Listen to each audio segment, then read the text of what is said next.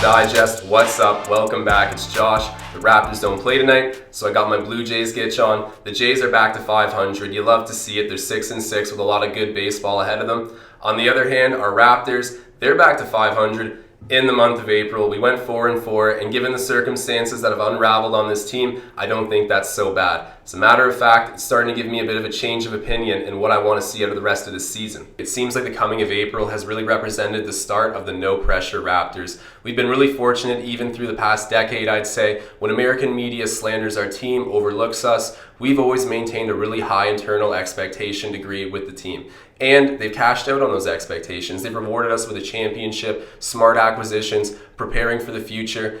I don't think we necessarily need to tank. We have those championship core players still around. They've been in and out of the lineup. We've played every game in Tampa. There's a lot of unfair knocks on this Raptors team. And I'm not saying they're built for success, but I'm saying a play-in tournament game is better for the longevity of this team, their character development, their confidence.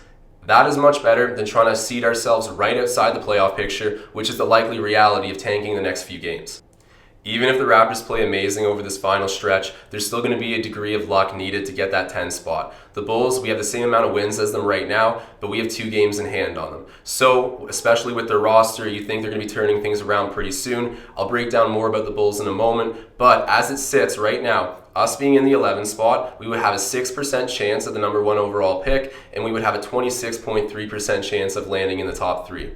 Inversely, as the 10 seed, if we're able to overtake the Bulls and we get knocked out not making the playoffs, we would have a 3% chance of the number 1 and then a 14% chance of landing in the top 3 lottery overall.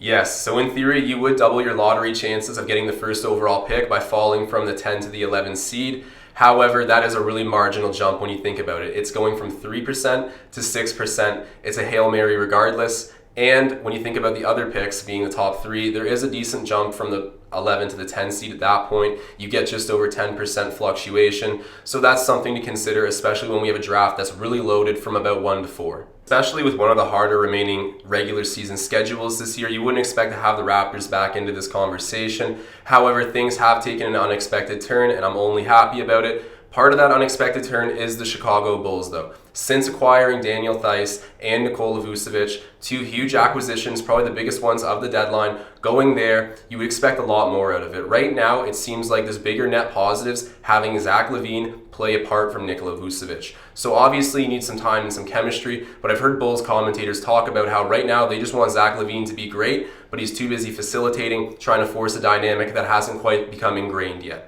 Although the Raptors dropped a game earlier this month to the Bulls, you know, the one where Chris Boucher drops 38 and then 19 rebounds on their new centers, that one, yeah, we still lost, but in the month of April, they have had a much different trajectory. The Bulls have been 3-7. Billy Donovan has not really done what he's been brought in to do.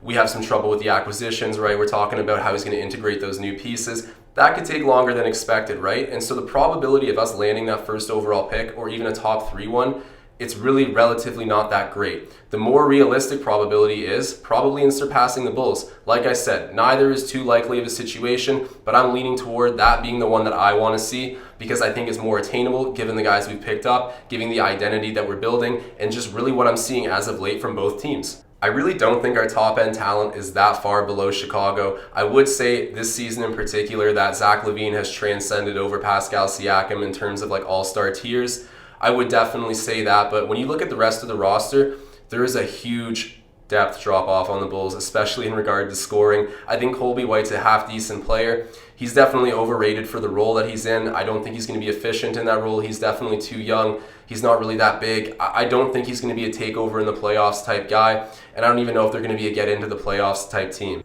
Also, creds to Lauri Markkanen. I do think he's a really solid young player, but at this point, I really don't think I could even put him that far ahead of a player like Chris Boucher. Before I get into breaking down the wacky structure of the play-in tournament, I will state sort of my final reason for really preferring this path over the path of tanking. I think it's a much better way to spend Kyle Lowry's what could be final moments in a Toronto Raptors jersey. Even if he's going to be sidelined, I know he's had a ton of problems with the injuries so far, especially in the latter half of the season. Even if he's just a player coach in a sense, I would rather him be on the sideline for important moments where he'll be able to pull aside Malachi, he can pull aside Gary, he can still even pull aside Fred. He can still have these moments with the team that actually matter versus our whole entire core sitting on the bench throughout the ending of the season.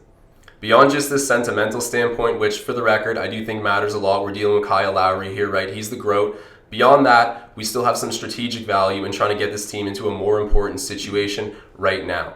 At the trade deadline, you look back at what happened. We held our asset in Kyle. We said the offers are just simply not good enough for what he's going to bring a contender.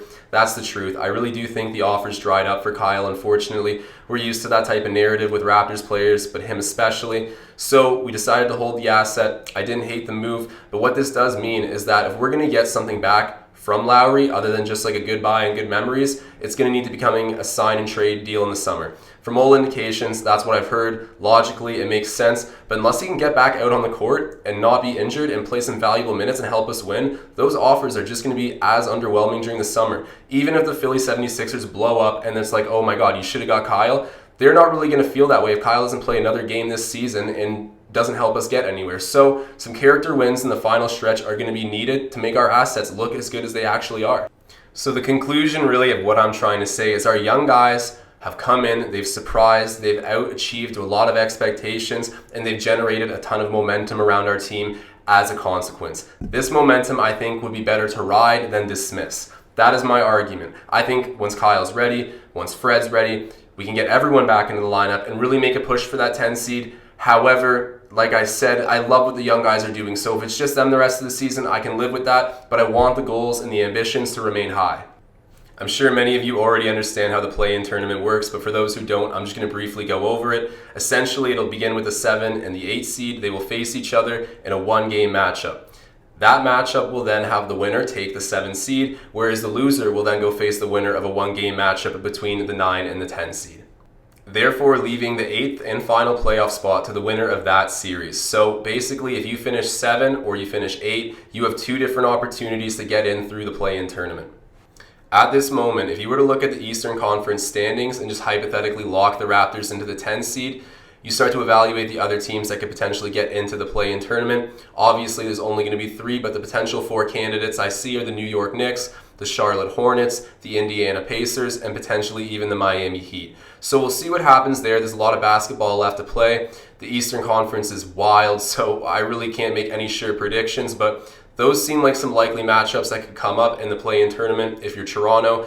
And also, if you're Toronto, I don't think you hate really any of them. Obviously, the Miami one would be the most daunting, but I really think there's a lot of room for development and potential success when you're talking one-game matchups, right? I love Nick Nurse's game planning. I think we actually have a really underrated young core, especially with Gary Trent Jr. coming in. These are guys that could have a special game, all of a sudden become a storyline, and just get charged up with confidence. In a completely perfect world, I would love to see the Raptors make this game because the feat alone will be great for their confidence. It will symbolize and reflect peaking at the right time, which is a great thing in basketball. It's all timing, it's all momentum, it's a game of runs, right? So if you go off this season real hot, like the Brooklyn Nets of a few years ago, that can lead to a great free agency for you. That can lead to individual development. We saw what happened with Karis LeVert. Obviously, Dinwiddie's going to come back a baller. There are really great storylines that can come out of hard-fought, valiant losses. So ultimately, that's what I do want. I want us to win the first play-in game and then fall to a higher seed in a really solid effort. In that case, we would actually retain comparable odds to land a lottery pick. I broke it down earlier in the video. Could you imagine getting postseason experience and a comparable shot at the lottery? That is my ideal situation, but my ideal situation doesn't happen without wins right now to get us into the play-in tournament.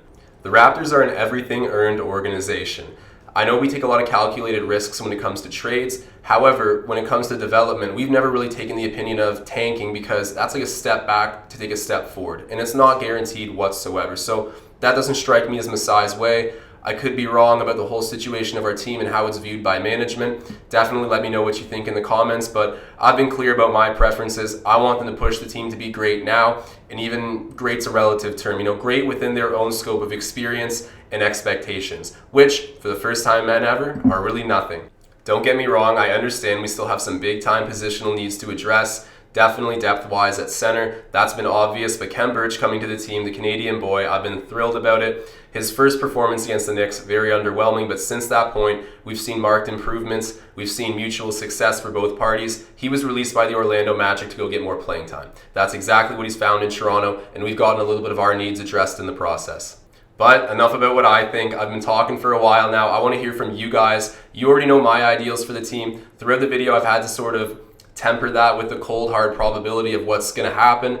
But at the end of the day, nothing is known, and the best way to secure your faith is to just play hard and strive for success. So I'm sure that's the Raptors game plan. Is it going to be feasible? I hope the Bulls keep swirling out of control. I hope we keep climbing. That's my hopes. Tell me yours in the comments, and go Raptors.